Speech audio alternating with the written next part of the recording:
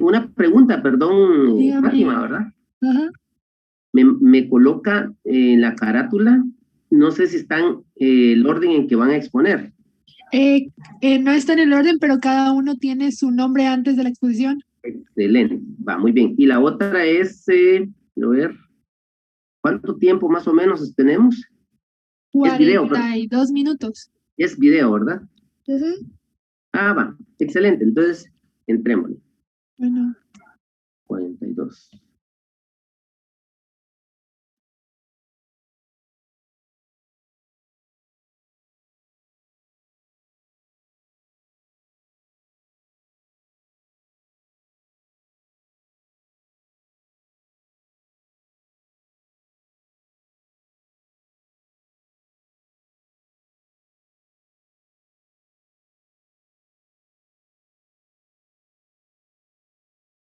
buenos días, ingeniero. Buenos días, compañeros. Nosotros somos el grupo número 5 y el día de hoy les vamos a hablar un poco acerca de lo que es magnetismo y luna.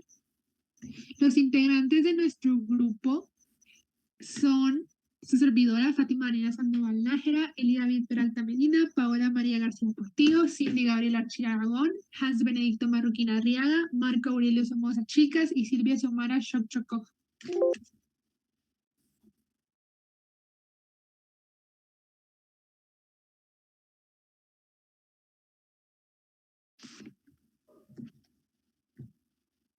Bueno, compañeros, mi nombre es Paola García. Yo les voy a hablar un poquito sobre lo que es los imanes. Bueno, ¿qué son los imanes? Es un cuerpo magnético que es atraído hacia otro imán, hacia cualquier otro cuerpo de hierro, cobalto o otros metales ferromagnéticos. Los imanes contienen dos polos, uno positivo y otro negativo, y eso es lo que hace de que ellos se compacten y pueda jalar, ya sea, como se lo dije hace un momento, todo lo que sea de hierro o cobalto.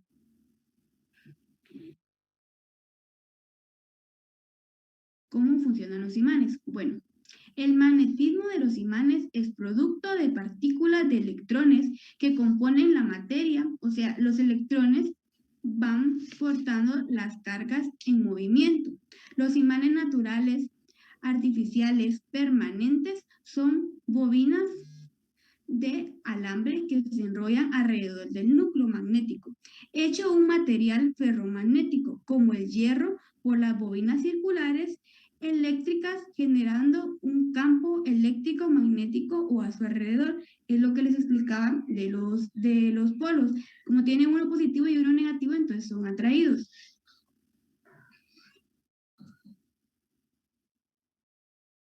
Bueno, un descubrimiento de los imanes.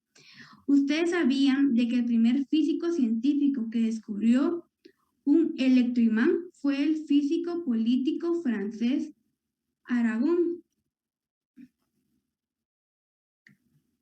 De los imanes hay 4 tipos de imanes. Está el imán natural. Este está compuesto por una mezcla de magnetismo y otros minerales terrestres que poseen naturalmente propiedad magnética, como la Tierra. La Tierra, como tiene el polo, tiene dos polos, entonces por eso la Tierra está como flotando, se puede decir. El otro imán es los imanes artificiales permanentes. Materiales sensibles al magnetismo que tras ser frotados con magnetita y replican sus propiedades ferromagnéticas durante un largo periodo de tiempo hasta eventualmente perderlas. También está el imán artificial temporal, materiales sensibles al magnetismo que tras ser frotados con magnética replican sus propiedades ferromagnéticas, solo que por un periodo muy breve de tiempo. Y está también el electromagnetismo. Esos son los que se usan con energía.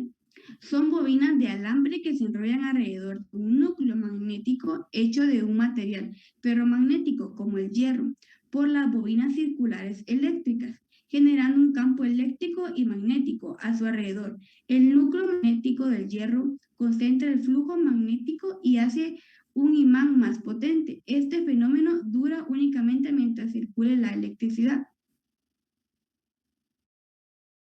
Bueno, compañeros, yo les haré un experimento sobre el electromagnetismo.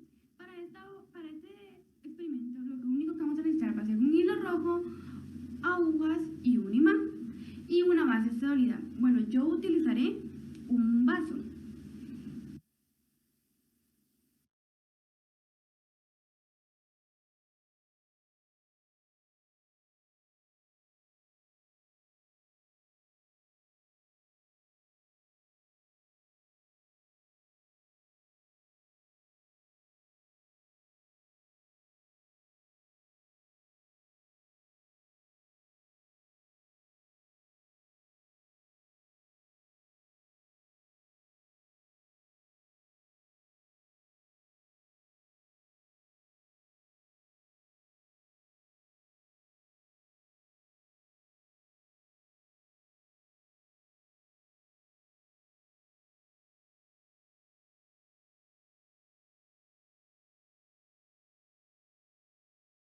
No se escucha.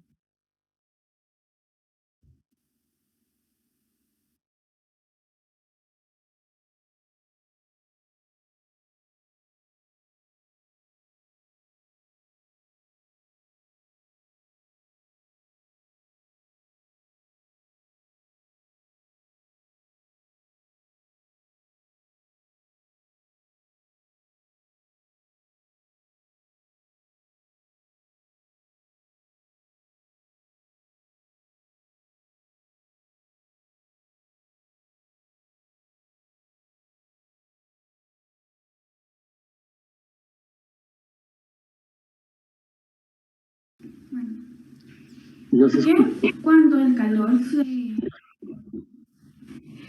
tocó las agujas, los imanes ya no tiraron su electromagnetividad. El calor afecta a los imanes porque confunde y desalinea los dominios opuestos. Otro dato curioso es que el magnetismo es invisible, como lo podemos ver. Bueno, se dice, porque las agujas no están tocando al imán. Esto es porque el campo magnético envuelve al imán. O sea, las agujas tienen un polo positivo y un polo negativo. Por eso, y como el imán lo contrae, entonces está el positivo como jalando y el negativo jalando también para su lado. Entonces eso hace que el imán no esté tocando, que la aguja no esté tocando al imán. Bueno, decía la verdad que los polos tienen el positivo y el negativo, que es la fuerza de atracción. Eso hemos oído varias veces, ¿verdad? Que los polos opuestos se atraen. Tiene que estar siempre o un polo positivo o uno negativo, si no, el magnetismo no va a funcionar, porque si hay dos positivos, no puede ser un imán. Buenos días, soy Cindy Archila y les voy a hablar sobre el electromagnetismo. El electromagnetismo describe los fenómenos físicos macroscópicos en los cuales intervienen cargas eléctricas en reposo y en movimiento, usando para ello campos selectivos y magnéticos, también sus efectos sobre sustancias líquidas, sólidas o gaseosas. La electricidad había sido una curiosidad de laboratorio sin ninguna explicación hasta que Ørsted descubrió el electromagnetismo. Pensaba una época que condujo a utilizar la práctica de la electricidad, poniendo como ejemplo el telégrafo que dio inicio a la era moderna de comunicación a gran velocidad, desarrollado a los 20 años después del descubrimiento de Ørsted. André-Marie Ampère investigó un poco más a fondo el descubrimiento de Ørsted y logró desarrollar una descripción matemática de la relación entre corrientes y magnetismo. Averiguó que las líneas magnéticas de fuerza que encontramos próximas a un hilo conductor de corriente tienen la forma de círculos concéntricos alrededor del hilo.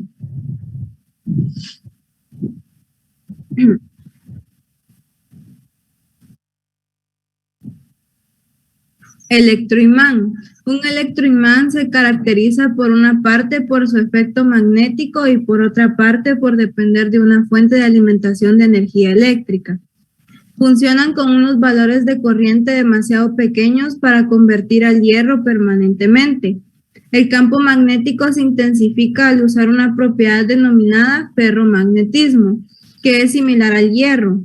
El níquel y cobalto presentan esta propiedad, pero el hierro es el único material ferromagnético abundante. Ferromagnetismo es una tendencia que tienen los dipolos magnéticos de los electrones de un átomo para poder alinearse de forma paralela con los electrones de un átomo cercano.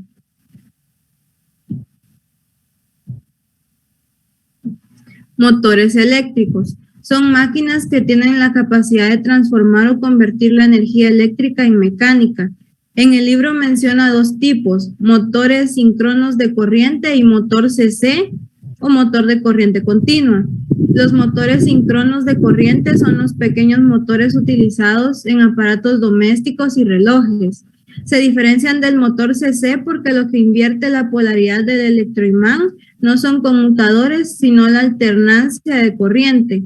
La única diferencia son los conmutadores. Los dejo con mi compañero.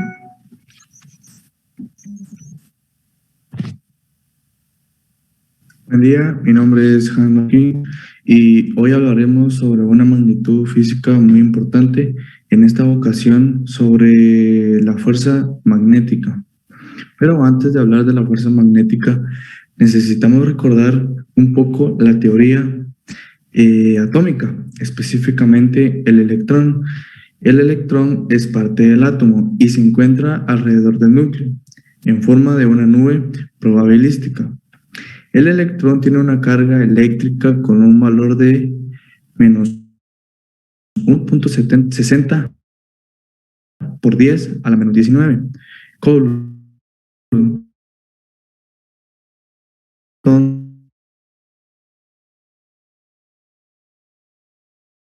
También tiene la misma carga eléctrica, pero con signo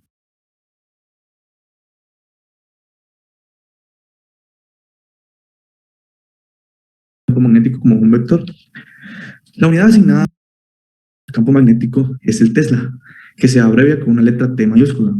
Algunos ejemplos sobre el campo magnético es la Tierra con 0.01 Tesla, y también tenemos una unidad médica de resonancia magnética, es de 1.5 Tesla. La fuerza magnética es la fuerza que experimenta una carga eléctrica con una partícula cargada cuando se encuentra en presencia de un campo magnético. Ahora hablaremos sobre un descubrimiento que realizó Ørsted que nos demuestra que una corriente eléctrica ejerce una fuerza sobre un imán a través de su campo magnético, por lo cual se puede llegar a la conclusión de que con la tercera ley de Newton, un imán debe de ejercer una fuerza sobre una corriente a través de su campo magnético. Dicho de un método un poco más general, esto quiere decir que un campo magnético externo ejerce una fuerza sobre una corriente, como por ejemplo podemos tomar el trozo de un alambre de longitud por el que pasa una corriente. Si el alambre forma un ángulo con un campo magnético uniforme, el módulo de la fuerza magnética ejercida sobre el alambre es, y aquí podemos notar en la primera fórmula que es fuerza es igual a Bill seno del ángulo. Y cuando el campo paralelo al alambre, la fuerza es cero, porque resulta que seno de cero nos da igual a cero. Cuando el campo es perpendicular al alambre, el módulo de la fuerza es igual a Bill. En la siguiente imagen podemos observar un motor sincrónico de corriente alterna. Los conmutadores son anillos circulares que hacen contacto constante con las escobillas. Esto lo convierte en la polaridad del electroimán. Es la alternancia de la corriente del manantial exterior.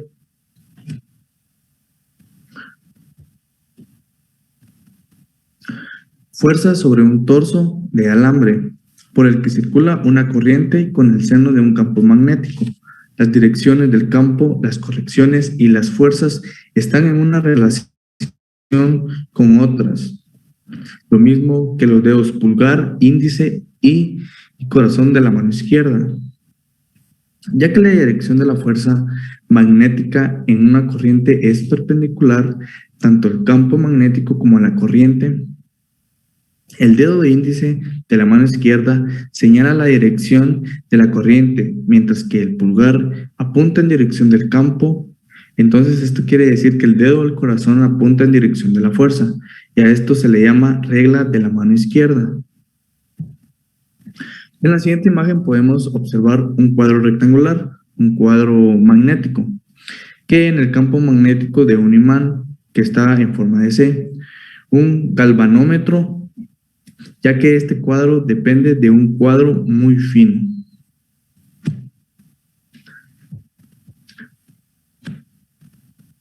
Luego seguimos con una fuerza que está sobre una carga en movimiento, ya que es una fuerza que está cargada sobre una partícula, que ésta se va moviendo en su campo magnético, ya que ésta ejerce una fuerza magnética. De hecho, la fuerza magnética ejercida sobre un alambre por el que circula una corriente es precisamente la suma de las fuerzas magnéticas ejercidas sobre las cargas que influyen por el alambre, considerando la intensidad media de la corriente de una partícula, ya que esta es de carga que se va desplazando a velocidad, formando un ángulo con un campo magnético uniforme. La partícula recorre la distancia desde el punto A al punto B en el tiempo. Y como por último podemos observar la placa fotográfica, que es un espectrómetro de masas de iones acelerados por la diferencia de potencia, ya que ésta se va moviendo en círculos de radios en el seno del campo magnético. El radio se determina por la posición de la huella que los iones dejan sobre la placa fotográfica. Gracias, los dejo con mi compañera. ¿Qué tal? Mi nombre es Marcos Somoza y vengo a hablarles de la inducción magnética. Tras el descubrimiento de Ørsted del electromagnetismo, no solo dio paso a la primera utilización práctica de la electricidad, sino que estimuló en gran medida la investigación científica en lo que son los fenómenos eléctricos y magnéticos. Michael Faraday, uno de los mayores científicos del siglo XIX, empezó sus investigaciones electromagnéticas tan pronto como supo del trabajo de Ørsted. Faraday estaba persuadido de que si una corriente eléctrica produce un campo magnético, entonces un campo magnético debería ser capaz de producir de algún modo una corriente eléctrica. Se puso a probar sistemáticamente una combinación tras otra de alambres e imanes hasta que en 1831 descubrió el efecto que había estado buscando. Faraday descubrió la inducción magnética, que no es otra cosa que la creación de un campo eléctrico por un campo magnético. La inducción magnética, al igual que el electromagnetismo, es uno de los principios fundamentales sobre los que está basada nuestra tecnología, mientras que el electromagnetismo proporciona los medios por los que se puede convertir la energía eléctrica en trabajo mecánico. La inducción magnética proporciona los medios por los que el trabajo mecánico se puede convertir en energía eléctrica. Toda nuestra potencia eléctrica proviene de generadores que funcionan según la inducción magnética. La inducción magnética es el proceso mediante el cual campos magnéticos generan campos eléctricos. Al generarse un campo eléctrico en un material conductor, los portadores de carga se verán sometidos a una fuerza y se inducirá a una corriente eléctrica en el conductor. Cualquier dispositivo, ya sea una batería o una pila, que mediante la diferencia de potencial entre dos puntos en un circuito se le va a llamar fuente de alimentación. La fuerza electromotriz da una fuente que se define como el trabajo realizado por el dispositivo por unidad de carga. por lo que las unidades de fuerza electromotriz son los voltios. Cuando decimos que un campo magnético genera una corriente eléctrica en un conductor, nos referimos a que ésta aparece como una fuerza electromotriz inducida, de modo que las cargas del conductor se mueven generando una corriente, la cual es la corriente inducida. La ley que explica esta interacción entre la fuerza electromotriz inducida y el campo magnético es la ley de Faraday. A continuación, se les explicará más o menos un ejercicio. Entonces, realizaremos un ejemplo de campo magnético en una bobina. Este dice: calcula la intensidad de la corriente que debe circular por una bobina de 600 espiras de alambre en el aire cuyo radio es de 44 centímetros para que produzca una inducción magnética en su centro de 6 por 10 a la menos 3 teslas. Entonces, me está pidiendo que calcule la intensidad de corriente. El número de vueltas es de 600. El radio que encontramos es de 44 centímetros. Para que produzca una inducción magnética en su centro de 6 por 10 a la menos 3 teslas. Y lo que es importante recordar lo encontramos en el aire. Entonces, mi constante del aire es de 4 pi por 10 menos 7 teslámetros sobre Amber. Y como tengo centímetros, lo que voy a hacer es convertirlos a metros para poder utilizarlos en mi fórmula. Entonces, ahora como hablo de una bobina, la fórmula es distinta. La fórmula para determinar la inducción magnética en una bobina es el número de vueltas por la constante, en este caso en el vacío, por la corriente, siempre 2 veces el radio. Como podemos ver, nos pide la corriente, entonces necesito despejarla. Al mover la corriente necesitamos quitar lo que está estorbando, los cuales son estos dos términos y estos dos de aquí. El que divide pasa a multiplicar y el que multiplica pasa a dividir y me va a quedar así. La inducción magnética multiplica 2 veces el radio entre el número de espigas por la constante.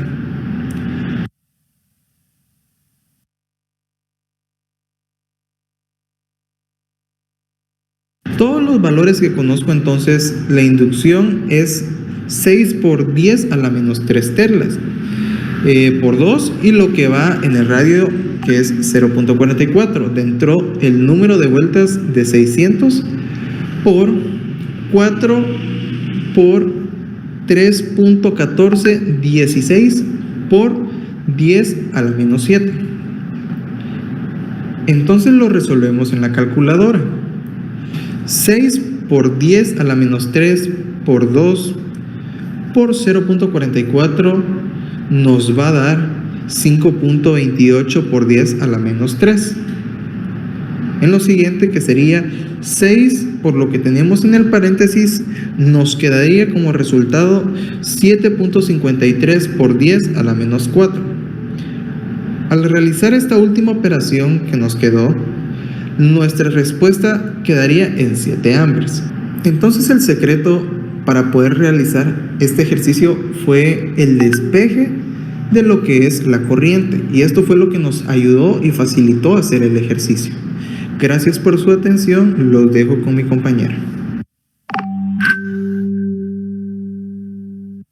Un viaje de 1000 millas comienza con un primer paso.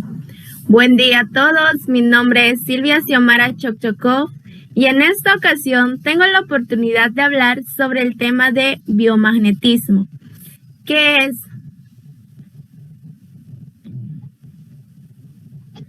Es el estudio del efecto de los campos magnéticos en los sistemas biológicos. Sin embargo, también nos estamos refiriéndonos a un sistema médico que se conoce como par biomagnético, desarrollado por el doctor Isaac Goiz Durán en el año de 1988.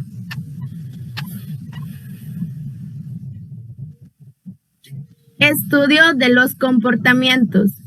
En nuestro libro de Cromer nos podemos encontrar con algunos experimentos en la página 460, nos habla sobre algunos experimentos que se llevaron a cabo con los pájaros. Cabe recalcar que en estos experimentos el campo magnético terrestre se anula y se invierte en un par de bobinas de Helmholtz, que son dos bobinas circulares de radio separadas con una distancia. En este dispositivo produce un campo magnético prácticamente uniforme de las proximidades del punto equidistante de ambas bobinas. Si la distancia entre las bobinas es igual al diámetro de dos áreas de dichas bobinas, el campo magnético en las proximidades del punto es la fórmula que podemos ver en pantalla, donde la D representa la magnitud del campo magnético. La U o el signo Mi representa la permeabilidad magnética. La N representa el número de espiras de cada bobina, representa la intensidad de la corriente. Entonces podemos decir, magnitud del campo magnético es igual a la permeabilidad magnética por el número de espiras de cada bobina, por la intensidad de la corriente partido 2 por la raíz del área por 2. Ahí también podemos ubicarnos en la figura que aparece en pantalla, donde nos muestran las dos bobinas, que tienen una distancia representada por la letra D, un área y una magnitud del campo magnético que representa la B. Y ahí podemos ubicar la letra O, que representa el punto medio entre las dos bobinas. En uno de estos experimentos que se llevó a cabo en el año de 1972, fueron capturadas algunas aves migratorias colocadas en jaulas. Estando en las jaulas, todavía tenían por regla general a orientarse en dirección de su vuelo migratorio, pero se le colocaron grandes bobinas a cada lado de la jaula para cambiar la dirección del campo magnético. Para entender completamente el problema de la orientación con respecto a un campo magnético, es importante comprender que el campo magnético no es una magnitud propiamente vectorial con módulo y dirección, sino que es un pseudovector que tiene módulo y línea de acción a lo largo de una línea sin una dirección determinada. Entonces, ¿cómo sabían los pájaros de la jaula que la dirección del campo había sido invertida si dicho campo no tiene realmente una dirección intrínseca? La respuesta es, el campo magnético terrestre en las latitudes medias tiene un módulo de 0.5 gramos aproximadamente y una línea norte-sur que forma unos 70 grados con la horizontal. Estos experimentos indican que los pájaros se sirven de este detalle para distinguir el norte-sur.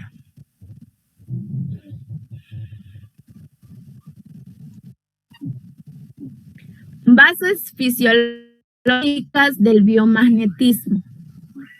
El sentido magnético de los pájaros no se ha asociado por ahora a ningún tipo concreto de órganos o de células, sin el uso de un material ferromagnético.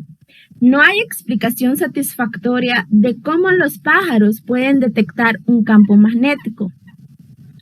La fuerza magnética sobre las corrientes eléctricas de las neuronas parece demasiado pequeña para que pueda ser detectada, así como la FEM inducida cuando un pájaro vuela en presencia de un campo magnético. En un microscopio electrónico se contiene dos cadenas de partículas cristalinas opacas que, según los datos de la espectroscopia con rayos X, contiene un alto porcentaje de hierro.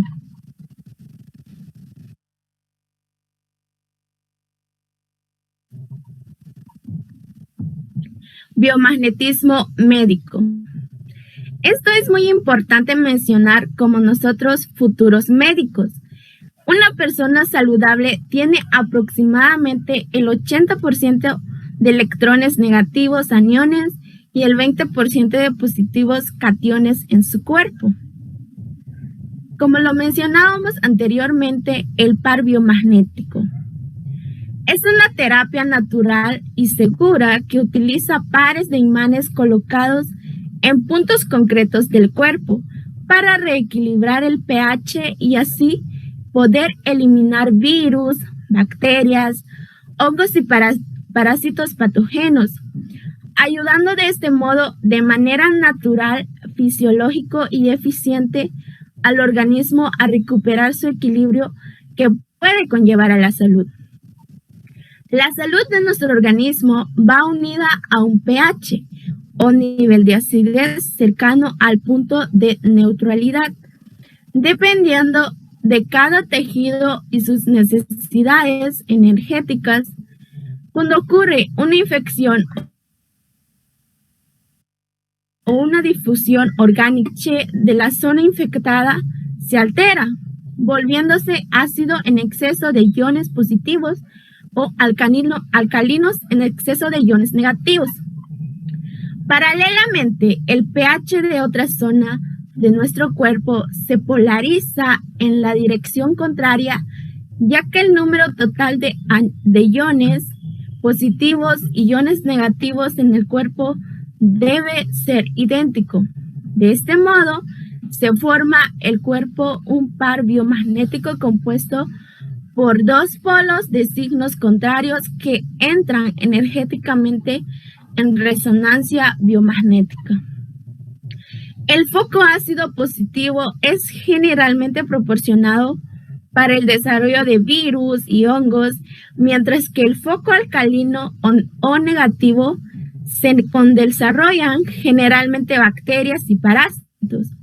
Del mismo modo que no puede crearse un foco ácido sin que se crea al mismo tiempo otro foco alcalino. También los microorganismos se asocian en simbiosis para crear una característica patógena.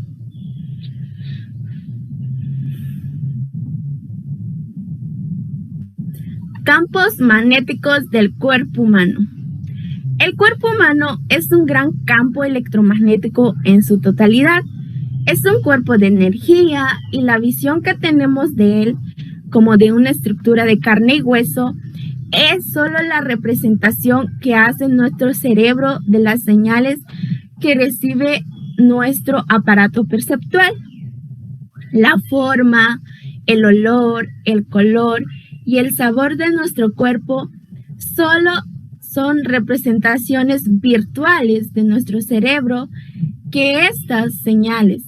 Del mismo modo que nuestro televisor recibe señales radioeléctricas que transforman en imágenes y sonidos. Un electrocardiograma es la representación gráfica en función del tiempo de la diferencia de potencial producida por el corazón, y un electroencefalograma es la representación gráfica en función de tiempo de la diferencia de potencial producida por el cerebro.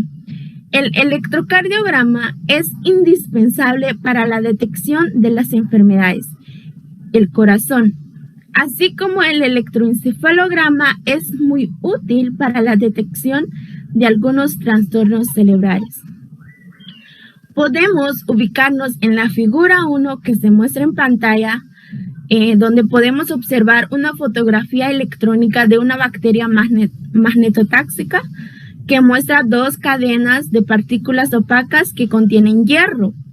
Y en la figura 2 muestra magnetocardiograma, hecho en un punto situado directamente sobre el corazón, y un electrocardiograma típico. Los dos cardiogramas muestran estructuras semejantes, pero con magnitudes relativamente diferentes. Espero que hayan entendido. Eso fue todo de mi parte. Gracias.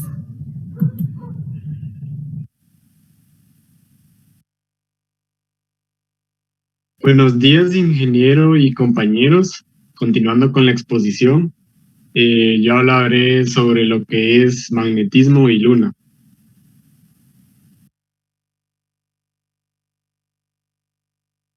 El magnetismo terrestre y lunar. La luna parece ejercer un efecto que mantiene la capacidad del campo magnético terrestre, que protege a sus habitantes de forma permanente de las partículas cargadas y radiación que se originan en el Sol. Este escudo es producido por el geodínamo, que produce el rápido movimiento de grandes cantidades de aleación de hierro líquido en el núcleo externo de la Tierra. Para mantener este campo magnético hasta el día de hoy, el modelo clásico requiere que en el núcleo de la Tierra se haya enfriado alrededor de 3.000 grados centígrados en los últimos 4.300 millones de años. Ahora, un equipo de investigadores sugiere que, por el contrario, su temperatura ha caído apenas en 300 grados centígrados.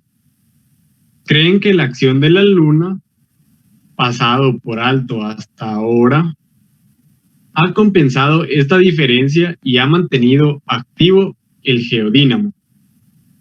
El modelo clásico de la formación del campo magnético de la Tierra suscita una gran paradoja. Para que el geodínamo funcione, la Tierra habría tenido que estar totalmente fundida hace 4.000 millones de años, y su núcleo habría tenido que enfriarse lentamente desde alrededor de 6.800 grados centígrados en ese momento, hasta 3.800 en la actualidad. Sin embargo, la reciente modelización de la evolución temprana de la temperatura interna del planeta, junto con los estudios geoquímicos de la composición de los carbonatitas y basaltos más antiguos, no son compatibles con este enfriamiento. Como las temperaturas tan elevadas se descartaron, los investigadores proponen otra fuente de energía en su estudio.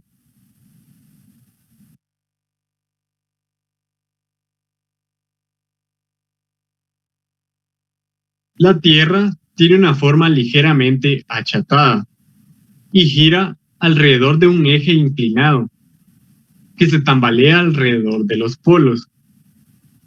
Su manto se deforma elásticamente debido a los efectos de las mareas causadas por la Luna. Los investigadores muestran que este efecto podría estimular continuamente el movimiento de la aleación de hierro líquido que compone el núcleo externo y, a cambio, generar el campo magnético de la Tierra. La Tierra recibe continuamente 3.700 millones de vatios de potencia a través de la transferencia de la energía gravitacional y la rotación del sistema Tierra, Luna y Sol. Y más de 1.000 millones de vatios se cree que estarían disponibles para llevar a cabo este tipo de movimiento en el núcleo externo. Esta energía es suficiente para generar el campo magnético de la Tierra con ayuda de la Luna.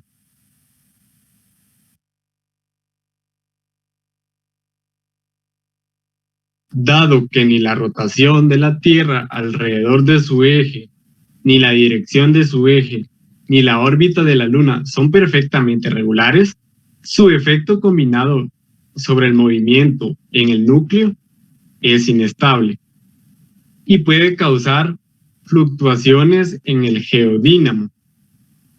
Este proceso podría ser responsable de ciertos impulsos de calor en el núcleo externo y en su límite con el manto de la Tierra. En el transcurso del tiempo, esto puede haber dado lugar a picos de fusión del manto profundo y posiblemente a grandes eventos volcánicos en la superficie de la Tierra. Este nuevo modelo muestra que el efecto de la Luna sobre la Tierra va más allá de solo las mareas. Esta fue mi exposición, espero y les haya gustado y los dejo con mi compañera. Buen día, Inge y compañeros. Yo voy a seguir con el tema de magnetismo y luna, centrándome en lo que es luna.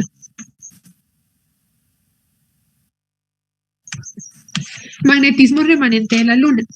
Aun cuando la luna parece no tener una magnetosfera que la rodee, esta es un objeto magnético en el espacio. Los científicos piensan que el magnetismo de la luna, de la superficie de la luna, son restos de otra época, cuando el campo magnético estaba activamente creado por un dínamo que se encontraba en el núcleo de la luna y que el magnetismo restante podía haberse erosionado lentamente. Las teorías también sugieren que el magnetismo de la luna podría provenir de choques con otros cuerpos celestes, tales como asteroides y cometas, los cuales podrían haber dado algunas propiedades magnéticas a la luna.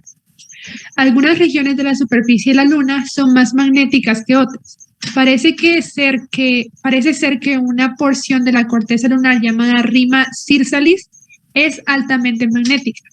Las mediciones de la diferencia entre el magnetismo y la profundidad de la corteza lunar, como las llevadas a cabo por la misión lunar Prospector, y la conductividad eléctrica del núcleo de la luna. Estas mediciones ayudarán a los científicos a comprender más claramente los orígenes de la luna. Por ejemplo, si el núcleo contiene más elementos magnéticos, tales como el hierro, que la Tierra, entonces la teoría de eyección por choques de los orígenes de la luna perdería sustento.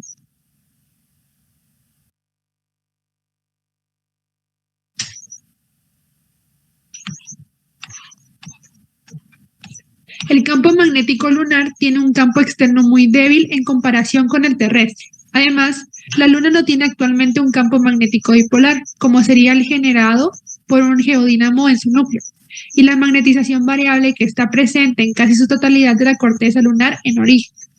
Se sostiene que las magnetizaciones corticales fueron adquiridas a principios de la historia lunar cuando un geodínamo seguía funcionando. El pequeño tamaño del núcleo lunar, sin embargo, es un obstáculo potencial para plantar esa hipótesis al rango de la teoría. Alternativamente, es posible que un cuerpo sin atmósfera como la Luna, campos magnéticos transitorios, puedan generarse durante eventos de grandes impactos. Sobre la base de esto, se ha observado que las mayores magnetizaciones corticales están localizadas cerca de las antípodas de las cuencas de grandes impactos. Un fenómeno de este tipo puede ser resultado de la libre expansión de una nube de plasma generado por un impacto en torno a la Luna con la presencia de un campo magnético ambiental.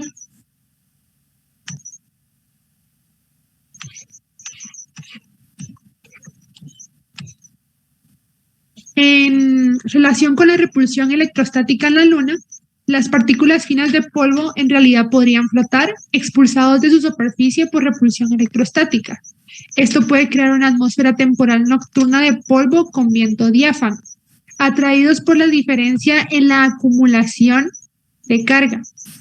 El polvo que flota de manera natural se desplazará desde el lado nocturno fuertemente negativo al lado diurno débilmente negativo, relacionado con el magnetismo en la Luna. Esta fue nuestra exposición. Espero que hayan entendido y que les haya gustado. Gracias.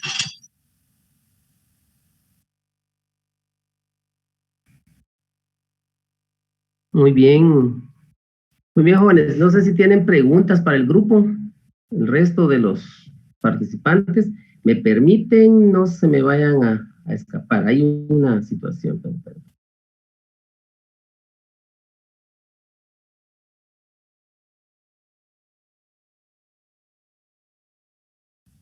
Si tienen preguntas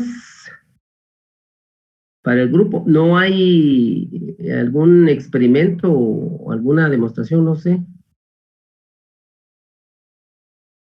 El experimento se pasó en el video, Inge. Ah, sí, sí, sí. Había un experimento ahí, ¿verdad? Un momentito, solo quiero tomar asistencia. No sé si ya les pasaron asistencia ahí, jóvenes. Ya pasaron un link, pero no. Ok. Solo.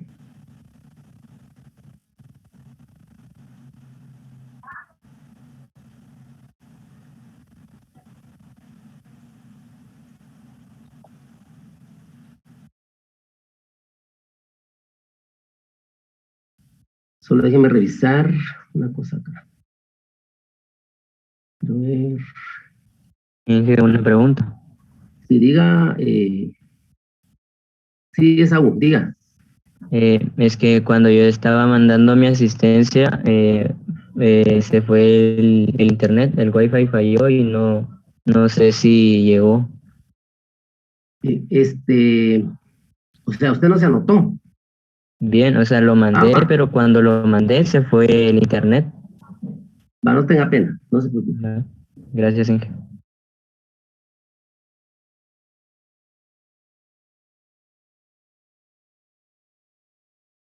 Sí, lo que pasa es que en realidad ha habido problemas con la energía eléctrica. Los compañeros me estaban hablando ayer al respecto. Si quiero revisar algo, jóvenes, pero denme chance un ratito. Quiero ver. No sé si le comentaron que Abner Méndez tenía permiso porque tenía que ir a ponerse la vacuna. Abner Méndez. Espérenme, quiero ver. ¿No sabe qué código es? B27. Gracias. Abner Méndez.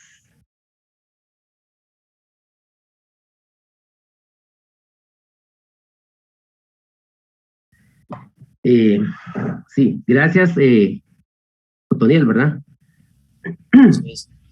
Muy bien, jóvenes, gracias por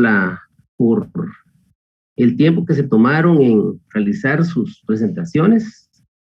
En términos generales, pues me quedo satisfecho. Una que otra exposición que queda ahí en deuda, pero comprendo en algunos casos, por un lado, algunos que son repitentes, pues era para ganar puntos extras. Por eso se animaron. Y creo que en este grupo muy pocos se animaron a ganar puntos extras, porque en realidad son personas que ya expusieron el año pasado, pero querían mejorar su nota de exposición.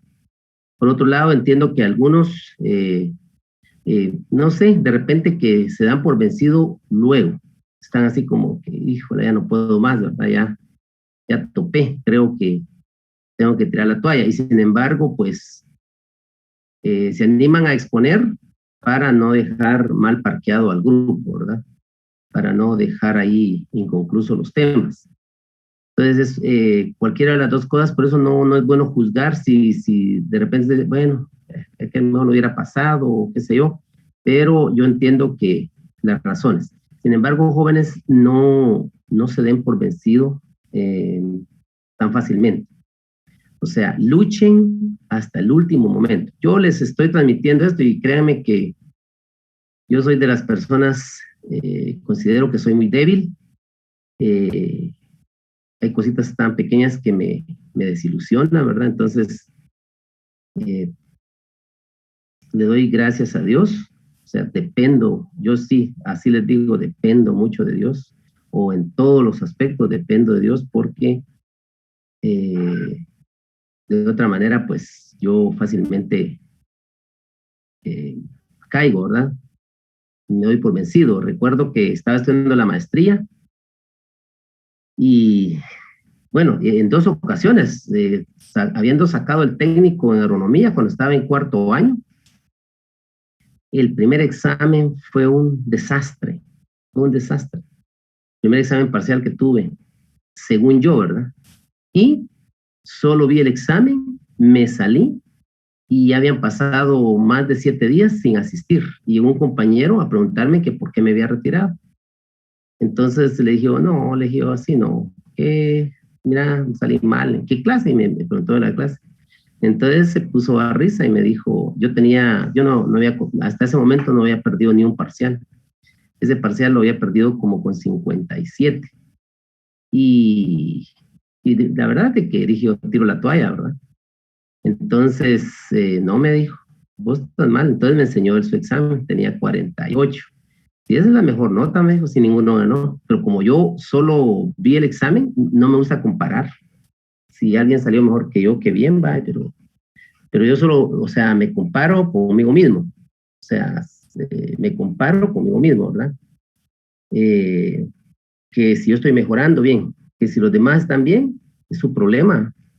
Si están flaqueando, es problema de ellos, pero no tengo que estarme comparando con nadie más. O sea, solo comparo el rendimiento mío. Entonces, como no estaba comparando, yo consideré que era el peor, ¿verdad? Entonces, me di cuenta que no estaba mal. Pero, bueno, regresé y continué, y gracias a Dios, pues, aquí me tienen, ¿verdad? Creo que en ese momento yo tiro la toalla y ya no sigo. Definitivamente ahí me quedo, cuarto año. Cuando estudiaba la maestría, teníamos un curso de psicología y el psicólogo era unos exámenes. Olvídense, incomparable, ¿verdad? Pues en un examen me fue mal, de 10. Yo iba haciendo cuentas y se gana con 70 los cursos de Chiquimula, pero ver si yo creo que acá hay varios de Chiquimula. De alguna manera, pues, escucharon de ver cuántos son de Chiquimula. Bien, hay varios. Sección B. Está Diego, está Gaby, Alas. Bueno, hay varios. Esquipulas, bueno, de alguna manera, pues, al menos escucharon del ingeniero Gabriel Heredia. Él falleció, no, creo que este año. No sé si fue a principios de este año, pues.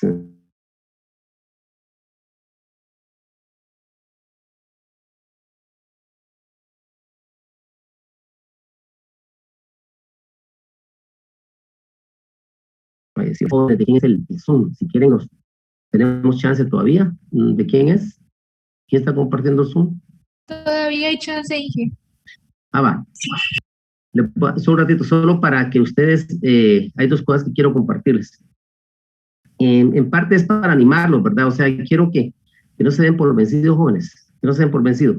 Fíjense que uno, más o menos, dependiendo cómo vea la situación, pues hay cosas como que las voy a quitar, qué sé yo. El ingeniero nos dejó un trabajo, una tarea que más o menos eran 300 problemas de dinámica. Eso incluía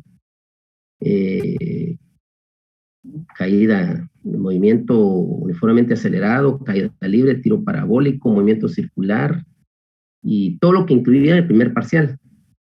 Entonces lo dejó prácticamente desde el inicio del semestre y faltaban prácticamente 2 meses para el parcial.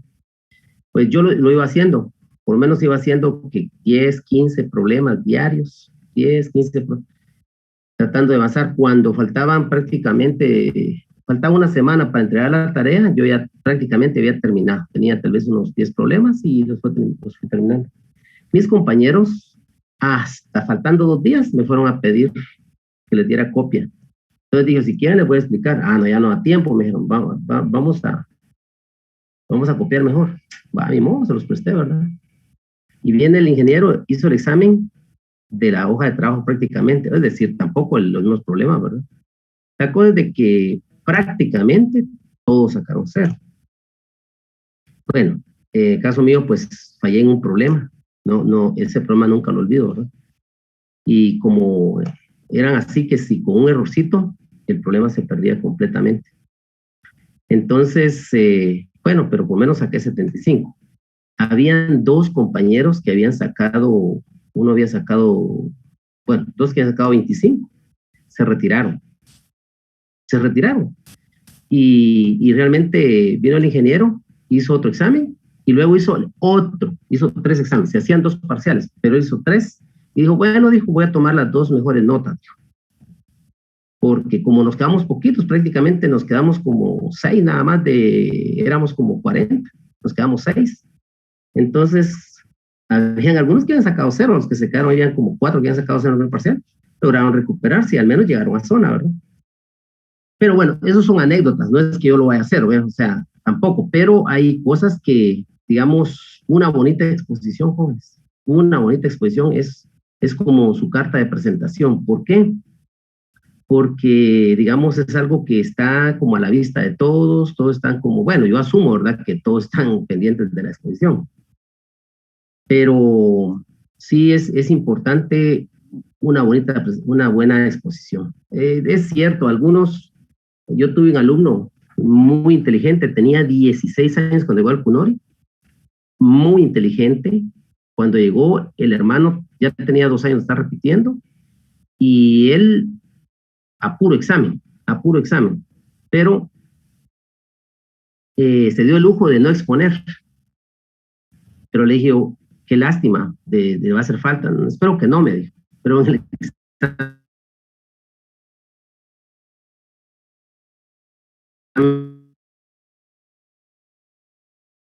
final, ahí sí, él la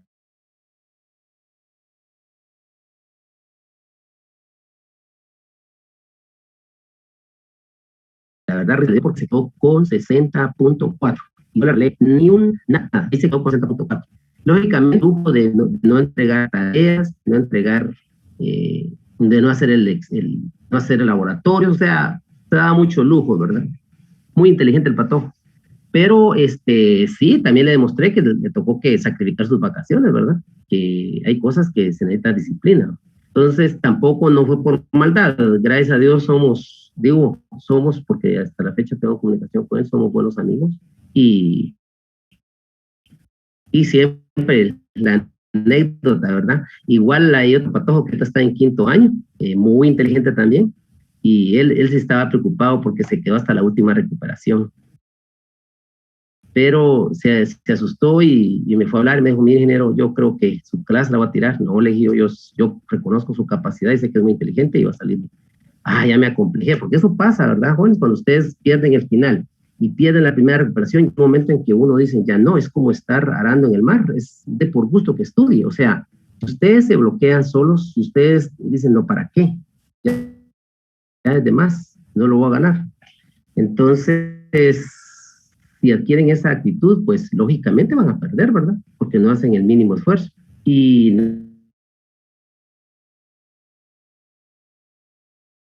no sacó 85 puntos, necesitaba como 60 tal vez, ¿va? Pero es de aquellas personas que también solo ganaban con exámenes. Entonces, cuando no se puede, jóvenes, yo creo que cuando tenemos problemas con los números, mínimo tenemos que aprovechar estos espacios de las exposiciones, debemos de aprovecharlo al máximo, debemos de aprovechar hacer una bonita exposición, no solo dejar una buena impresión para mí, sino que para los mismos compañeros, porque seguido me encuentro con compañeros que no llegan ellos a hablar, sino que los amigos, los compañeros ya se acuerdan, ingeniero, la exposición que hizo, mire, solo le faltan 2 puntos, solo está por su clase. Abogar por otro estudiante, casi nadie lo hace. Es raro que lo hagan, pero a veces cuando saben y son conscientes de que hicieron una bonita exposición, a veces ni conocen a la persona. Me gustó la actitud de una persona en una ocasión que realmente no se llevaban bien, pero cuando de repente estaba pidiendo opinión, fue la primera persona que opinó con respecto a la persona con quien no se va bien, y que me dijo, pero fíjese que fulano tal hizo buena exposición y ya solo está por su clase y solo le faltan 2 puntos, creo que valdría la pena que la ayudara. Me quedé así como, qué calidad. Eso es algo grandioso, ¿verdad? Entonces, hay que tener esa actitud. Por otro lado, jóvenes, quiero, y prácticamente no crean que me estoy despidiendo, pero tenemos todavía un par de, si Dios así lo permite, ¿verdad, jóvenes? Tenemos un par de semanas de clases todavía con ustedes. Tenemos varias clases, pero prácticamente el año se está terminando. Pero sí les insto, jóvenes, a que se cuiden. De veras, jóvenes, cuídense. Cuídense porque la situación está muy fea, demasiada. O sea, es algo terrible, pues. Cuídense porque el asunto está en que estas nuevas cepas no están perdonando edad. Entonces, de repente ustedes se pueden confiar diciendo, bueno, ya tengo mis 2 dosis, no hay problema. Pero de repente hay adolescentes o niños que todavía no se han vacunado, ni se ha encontrado, no sé, todavía no se están vacunando. Entonces podemos contagiarlos a ellos. Puede que nuestros padres ya estén vacunados. Sin embargo, el que tengan las 2 dosis no significa que ustedes están libres de contagio. Les cuento un par de anécdotas, ¿verdad? Lamento mucho el deceso de una señora el día de ayer, porque en realidad fue una situación bien difícil, porque 2 hermanas, ellas no querían vacunarse, pero una de ellas hace más o menos un mes se contagió. Entonces la otra señora, al darse cuenta que la hermana se había contagiado, prefirió irse a vacunar, pero a saber si ya estaba contagiada.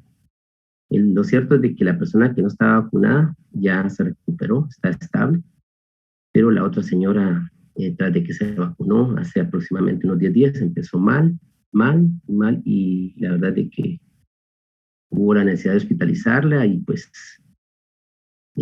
para resumir el cuento, pues ayer falleció, lamentablemente. Ayer casi por la noche, entonces una cosa muy difícil.